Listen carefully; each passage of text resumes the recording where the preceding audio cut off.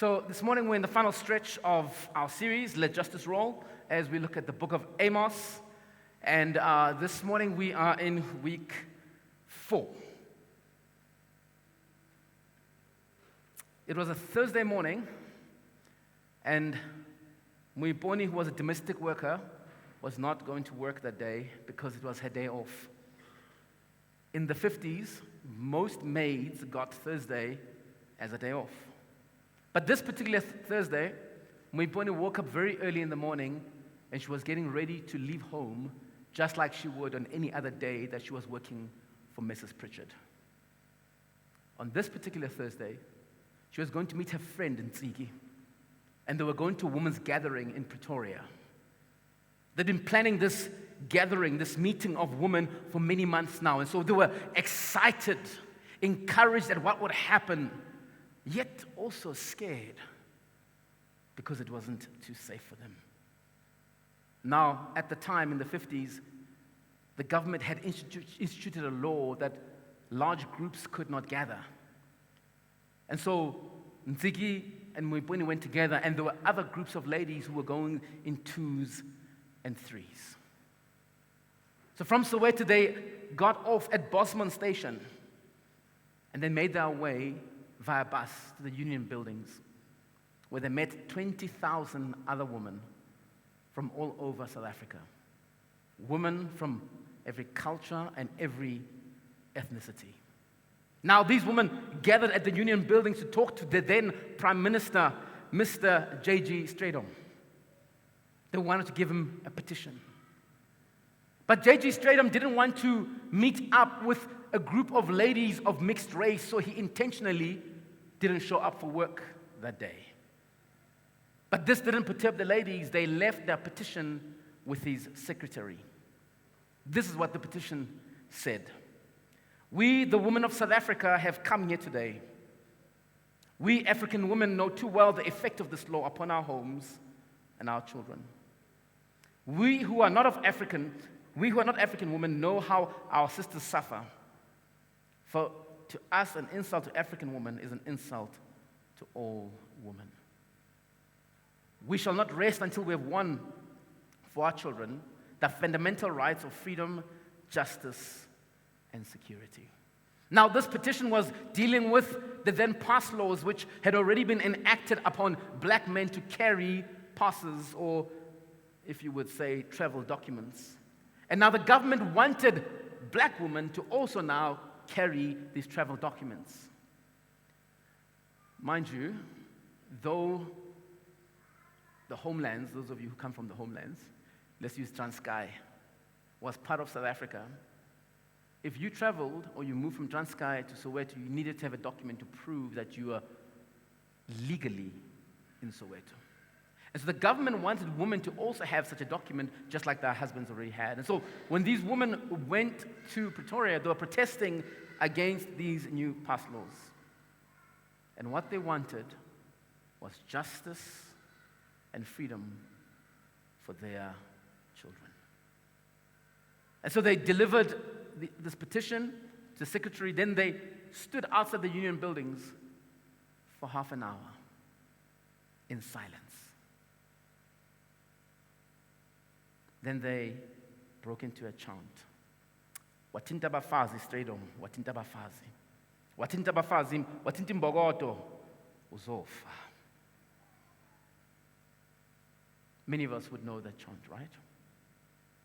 This march, this protest at the union buildings in 1956, shone a light on the work that women, especially black women, were doing in the fight for freedom in South Africa.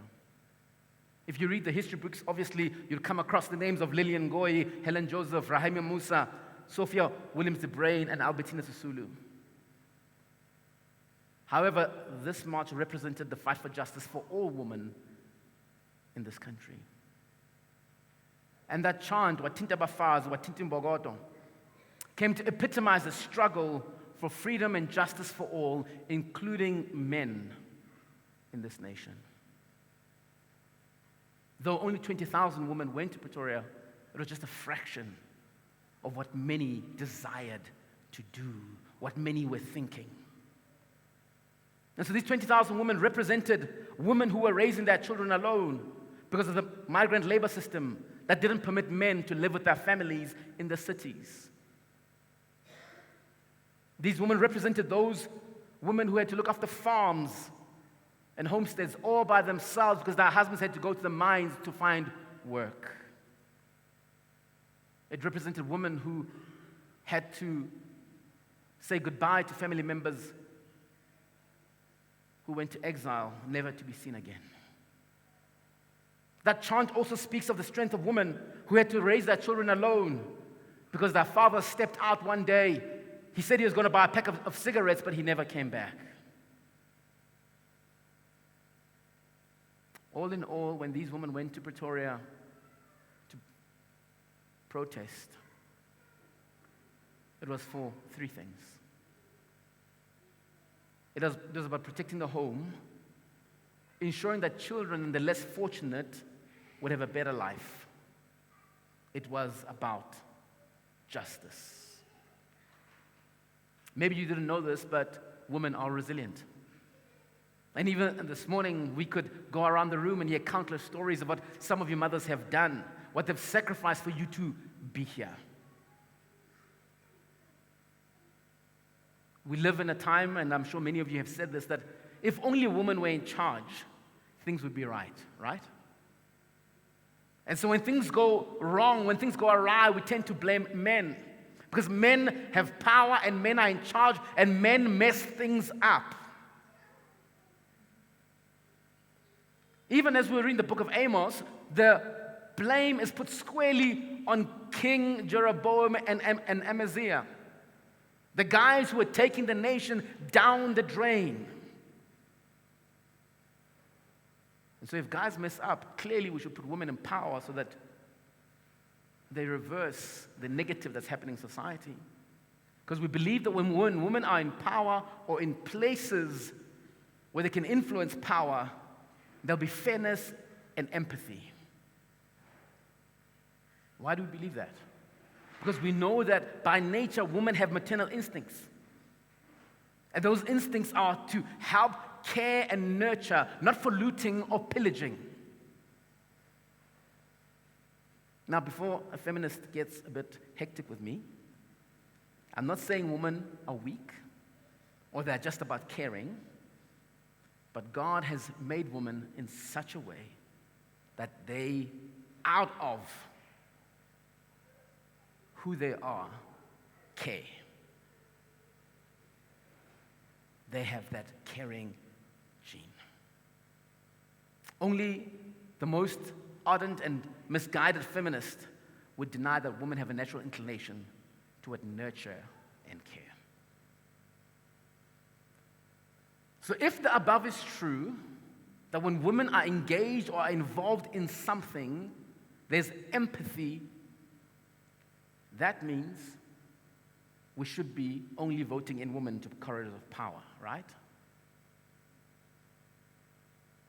Right? How? Even the women are saying no. Hey, you are lost. But what happens to a culture, or what does it say of a society when its women are not nurturing? What happens in a country when women are enablers of injustice, betraying who they are instinctively and behaving like men? Well, this morning, that's what we are looking at in our text. Now, before we get to Amos chapter number 4, I want to explain a few things. That when we read the Bible, we need to understand that the chapters and verses weren't there way in the beginning. A lot of these writers of the Bible were just writing either letters or writing what God had told them, and they weren't going, okay, chapter 4, verse 1. No. They were just writing. Later on, verses and chapters were added. And so because we are used to reading the Bible, chapters and verses, we're very linear and straightforward in how we read. And especially when it comes to the prophetic books in the Old Testament, which are poetic in nature. Those of you who are into poetry will understand that poetry rhymes, it has metaphors and similes and all those kinds of things. And so when you're used to just reading in chapters, you miss the nuance of what the prophet is trying to say. You miss the humor and even the downright rudeness of what he is saying to his audience. And so I say all of that just to tell you that this morning we're going to move around a bit and follow Amos as he writes this letter to Israel. Because he was speaking in poetic form. And we have to follow him as he uses that stylistic language. So Amos 4:1, let's read. Listen to this message, you cows of Bashan, who are on the hill of Samaria, women who oppress the poor and crush the needy, who say to their husbands, bring us something to drink.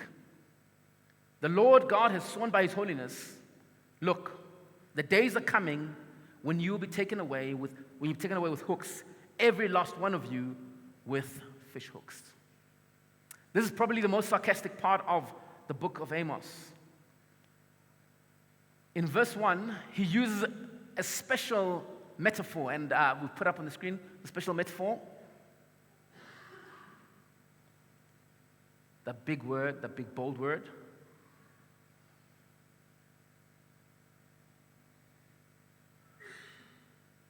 Now, to make sure that you're awake, I've got 2 prizes.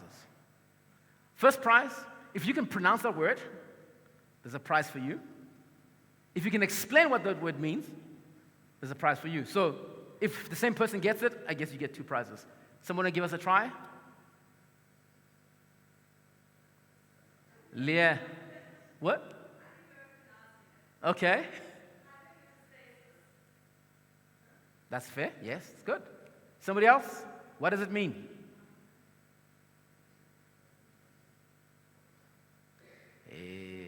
Were you guys shy like this at school?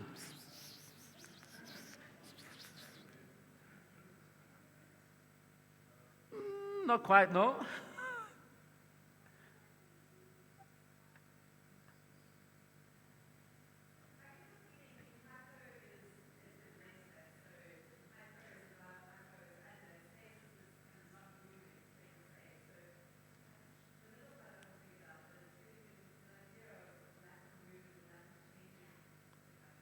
Hey, our teachers. Eesh.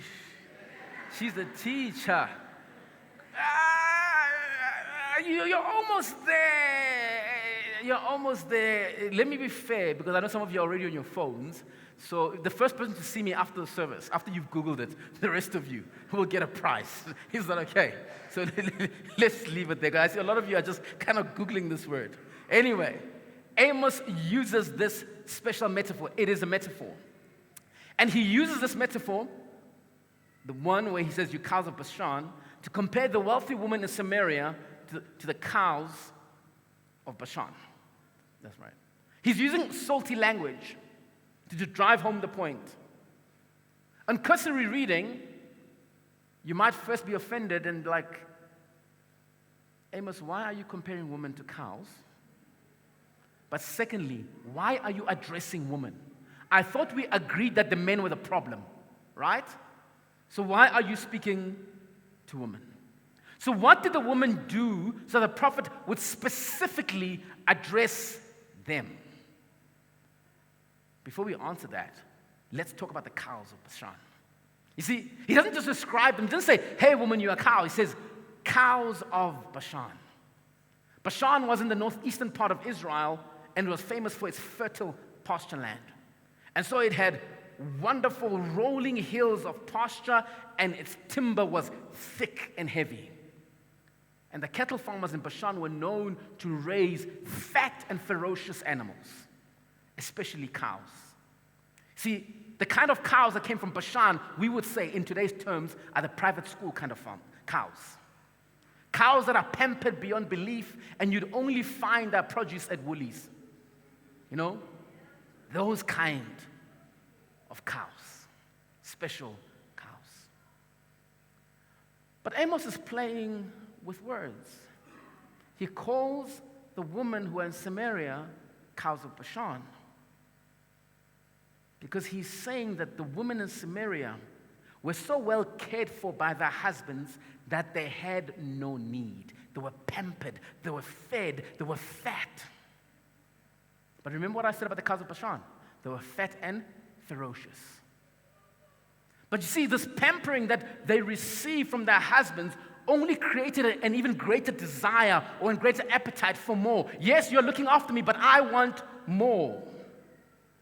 So they would say to their husband, thank you for building the house, but it's only good enough for the winter. We need another house for summer.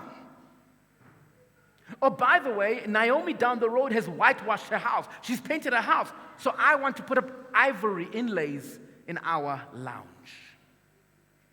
Now, let me be clear, friends. God is not opposed to wealth. Okay? God's not opposed to wealth.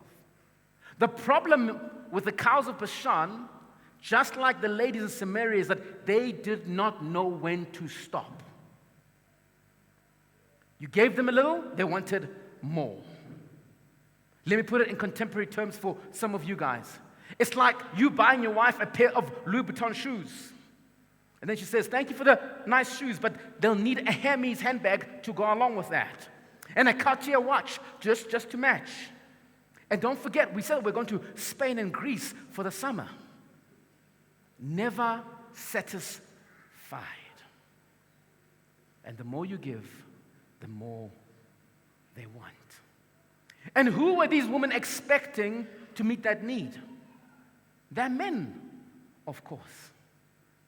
And as we've been reading the book of Amos, we'll realize that their men got them more by crushing those who were poor and underprivileged. So they crushed those who were below them in order to give their wives more. And the language that Amos uses in verse 1 is in order to fill their wine glasses more and more. So God says, yeah, I was looking to punish the perpetrators of injustice, but that's not enough. They have enablers. And I need to deal with the enablers as well. And we can look at them and look at that culture and say, guys, how could you do this? But we're not too different from them. Because we all know of the tenderpreneur's girlfriend who drives around in a G-Wagon with a Brazilian weave, right? And then there's Stacy's mom. She hangs out at Tasha's all day in her gym attire, drives a massive Range Rover, oblivious to how her husband makes his money, or him, the CEO of that company that underpays its workers. You see, Amos's indictment of these women is, woman, you can't bask in this wealth without knowing where it comes from. You can't enjoy the proceeds of injustice and be oblivious, like, oh no, I know nothing about that. God was going to hold them just as guilty as their spouses. And in South Africa, we've become so materialistic that our young women are focused on securing the bag instead of fighting for justice. We just spoke of 1956, how our women fought for justice, but in 2024, they just want to secure the man who has enough to meet all my needs and then some.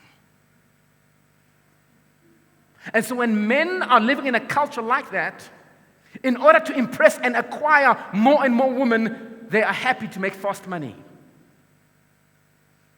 So you know what happens? Children in the Eastern Cape don't have food for lunch at school. Children in the Eastern Cape have to cross rivers because somebody would rather buy a Bentley than fulfill the contract that they have. And so in a country that has a rich heritage of women fighting for freedom and justice, we have sold ourselves short. And I know what somebody will invariably say. They'll say, but hey, it's our women who are in charge. We're not in charge in this nation. I mean, just look at the top. It's all men. We are at the bottom, and even the stats can show that we are at the bottom. And you wouldn't be wrong. Because in 2022, we were told that 47% of South African women, almost half of South African women, are economically disadvantaged. That's on the lower end of our society. But if we were to look at the upper end, even there, only 7% of women, no, I'm lying, only 7, not 7%, only 7 women are in charge of the top 100 companies in our country. So yes, when we look at these figures and these statistics, women don't hold much power. They don't hold much power in abusing others. But here's the power that women do hold. Women have always, and even now, hold power to persuade, to motivate, and counsel their men to do good or not. I'm sure you've all heard the following saying: the wife is the neck that turns the head, right? Implying that the wife has the power to influence her husband, either for the positive or to manipulate him towards the negative. When you go home, please go read 1 Samuel 25. You'll read the story of Abigail, who has a husband by the name of Nabal. And through her wit, she saves him from certain death, showing a woman's influence in a good way. But then in 1 Kings 16, we come across a woman who is an enabler, who enables her husband to do injustice. 1 Kings 16 and 30. But Ahab, son of Omri, did what was evil in the Lord's sight more than all who were before him. So the guy was himself evil, right? But I love verse 31. Oh, it shocks me. Then, as if following the sin of Jeroboam, son of Nebat, were not enough, he married Jezebel, the daughter of Ethbaal, king of the Sidonians, and then proceeded to serve Baal and bow in worship to him. And if you read the story of Ahab and Jezebel, you will see that there's this relationship where Ahab is bad, but he has an encourager at home who encourages him to be worse. A woman who had influence on a husband toward injustice and idol worship. That's the power that women have. Even the Gospels in Matthew 27, when Jesus is before Pilate. I'm going to just go to verse 19 of Matthew 27. While he was sitting on the judge's bench, this is Pilate, his wife sent word to him, "Have nothing to do with that righteous man, for today I've suffered terribly in a dream because of him." Pilate's wife tells him this, and what does Pontius Pilate do? Guys, I don't want no business with this man. That's the influence and power that women have. Even modern times, we have heard of Nancy Reagan, who was Ronald Reagan's wife, and the influence that she had over him and some of his policies and his staff, or Hillary Clinton, who had influence over her husband, Bill Clinton.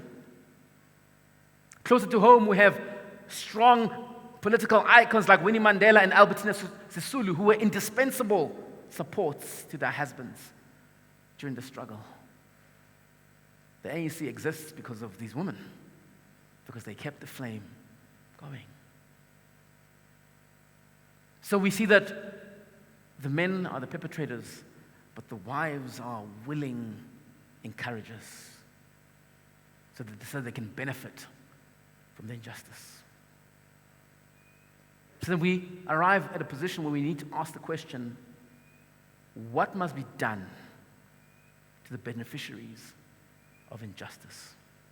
What must be done to those who benefit from immorality? We've made it clear that even though the wives were not the actual perpetrators, because they benefited from that, God was also going to judge them. God judges people who benefit from oppressing the poor. And because Amos is speaking in a prophetic nature, I want us to fully understand what God is saying to these guys as he punishes them. So I want us to go back to chapter number 3 of Amos so that we can hear exactly how God leads them or how he shows them why they're being judged. In Amos 3:2, God says, I have known only you out of all the clans of the earth, speaking to Israel. Therefore, I'll punish you for all your iniquities. As we've said throughout this series, that Israel were God's chosen people. And God taught them his laws, and one of his laws was that you must treat other human beings who are made in my image well. Love people, serve people, don't abuse people, especially to the widows and orphans. And so God says, you are privileged among the nations. Why? Because you have a relationship with me. Because I've taught you how to engage with other human beings. And so God says, with that privilege comes a responsibility. What's the responsibility? To do that which I've told you and to show the rest of the world how to engage with humanity. But Israel was so committed to sin. Sin had become so much a part of them that they ignored this principle. We don't care what you're saying, God. We want to live like everyone else. We also want to be wealthy at the expense of other people. And if I look at our very own country, I think we have made the same mistake. You see, out of all the countries in this continent, we were one of the last to receive freedom. Just 30 years ago, we celebrated that yesterday. You would think that after we've seen colonial rule and apartheid, we would be motivated to be champions of justice because we have seen injustice. And so we would be the ones who are telling the world, hey guys, we went through the mess, but God came through, so now look at us and how we are living. That was the goal because we had been rescued into freedom. It was Nelson Mandela who said the following in 1995 as he was giving his State of the Nation address. He said, the time has come to accept in our hearts and minds that with freedom comes responsibility. So it was an understood goal in the mind of the new government then in 1994 that our job is to dispense justice. With freedom comes responsibility. Responsibility to who? To the least of these. But now let's go back to Israel because God also said to them that there's a responsibility that they need to impart. But they didn't listen to God. So from verses 3 to 6 of chapter 3, Amos speaks to them in a rhetorical manner. He's showing the people a cause and effect pattern. He says, guys, there are consequences for listening to God. When God said 1, you guys did 2, and this is where it leads us. So we're going to put up the verses on the screen. I'm just going to talk to them. So he says, verse 3, let's kick off there. Can two walk together without agreeing to meet? The obvious answer is no. Of course, there should be agreement.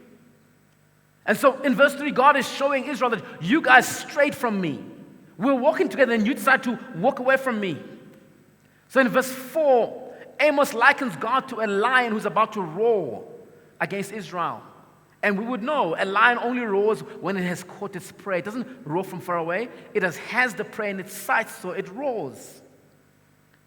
And then in verse 5, he says, you guys, Israel, are like a bird that's about to be caught in a trap. Because God has given you time to repent, but you choose not to. So God is setting you up for a trap. The last rhetorical statement he makes in verse 6, he says, when the emergency siren is blown, only a foolish person stands still. The rest of us would know that it's time to run and hide. And so in verses 7 and 8 of chapter 3, God says, I have sent people, I have sent prophets time and again so that you can hear them repent and avoid the evil that might befall you if you continue on the course that you're going on. God is not about one chance. Time and time and again, He's reminding us, and like He was reminding them, justice, justice, justice.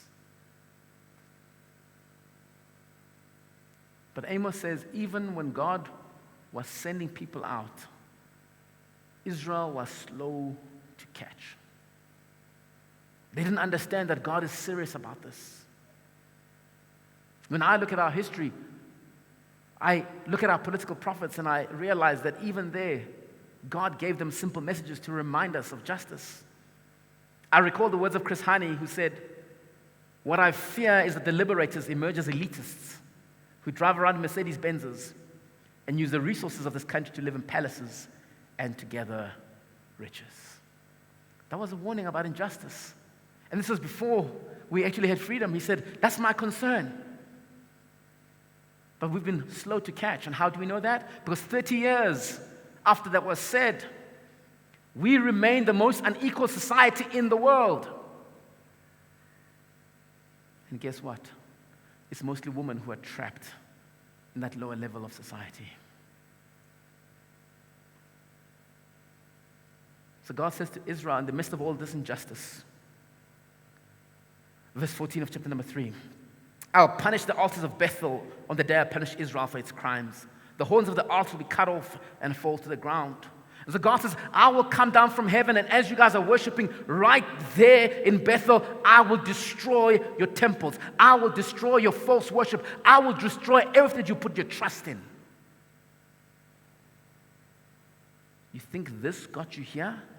I am God, and I'll smash it to show you that I am sick and tired. Verse 15, he says, I will demolish the winter house and the summer house. The houses inlaid with ivory will be destroyed, and the great houses, will come to an end. This is the Lord's declaration. So he says, yeah, you've built yourself beautiful homes. You've bought yourself nice cars from all the ill-gotten gains. Guess what? I will take them away. I will make sure that nothing remains. It's like saying that, yes, I know you bought yourself a nice house in Franschhoek, in Stellenbosch. It will get occupied, vandalized, or confiscated. There'll be uprising after uprising in this nation such that those who are wealthy never get to enjoy what they've acquired for themselves. It will all go up in smoke. That's God's judgment on those who perpetuate injustice. Here's the bottom line. Injustice stems from sin. And for us to think that God will not punish sin, we are fooling ourselves. God says He will deal with it. Yes, even in this lifetime, He will deal with it. As I conclude, I want to take us back to that Thursday, the 9th of August, 1956. Because in those days, Thursday was just not an ordinary or random day. Yes, domestics were generally given Thursdays off so that they can rest from their heavy labor. But going back as far as 1907, Methodist women had chosen Thursday as a day to pray. Because in December 1907, the black women in the Methodist Church decided to gather in a group. The classes will excuse me. They call this group Nyamezelo. And what it meant was, it meant perseverance, and they had 3 stated aims as they formed this group. To be strong in prayer, to be consistent, and this one encourages my heart, it warms my heart, to be faithful and optimistic about the future. In 1907. Obviously, later on, this group would be called the Women's Manyano, or as we would know it, Mokgatlo wa Bomme. That's how we know it. And it extended to beyond the Methodist Church, as women from many denominations would meet every Thursday to pray. And these women would pray for specific things. For the safety of their men and their sons who were out working the mines, which was a dangerous job. And they say, God, would you protect these men? They pray for peace because at that time when different tribal groups were moving into the townships, the men would fight. God, would you bring about peace? They pray that their sons and husbands would be safe from the rule of apartheid, especially of the police and the army who terrorized them. They looked after the sick and they evangelized. They were telling people that yes, things might be bad now. Yes, we might be living under injustice, but God in His sovereignty will crush injustice and He will reign supreme. God will remove the evil of apartheid. Such is the heritage of the women of this nation. Women who act when things are bad.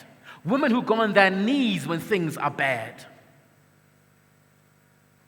Albertina Sisulu said the following: women are the people who are going to relieve us from all this oppression and depression.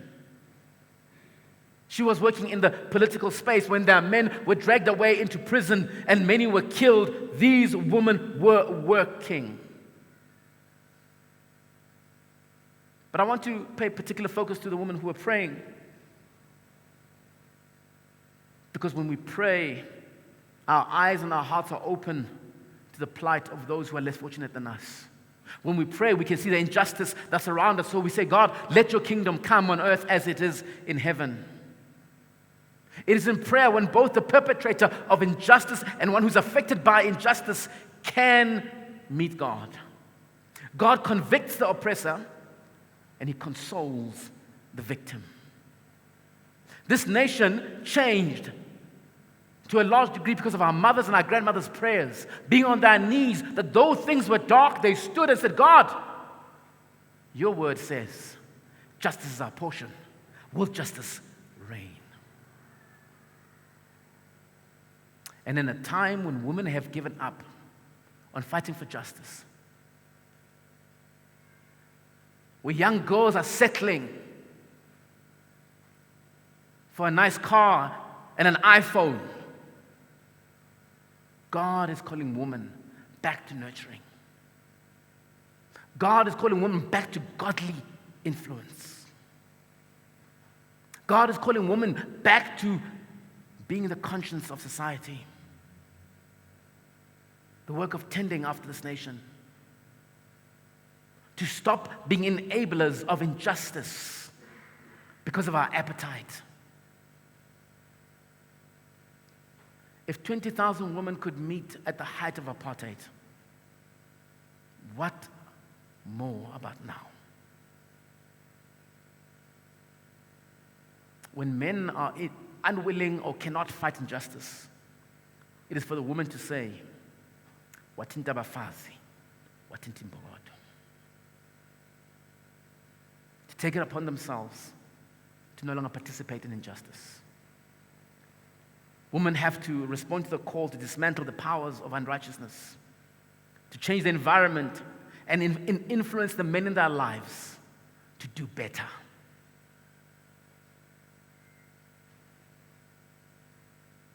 Maybe it's a direct question that, dude, how are you financing what we've got? How are you financing that Bentley in the driveway? Maybe it's time it goes back and we do what we said we'd do. Let's stop talking about men of worth and talk about women of substance, women of worth. We need that nurturing spirit that God gave women to rise, to come to the fore.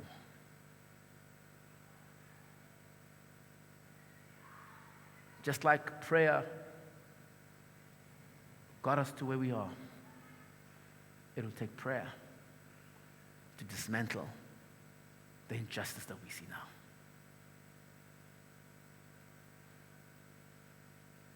And God says to those who have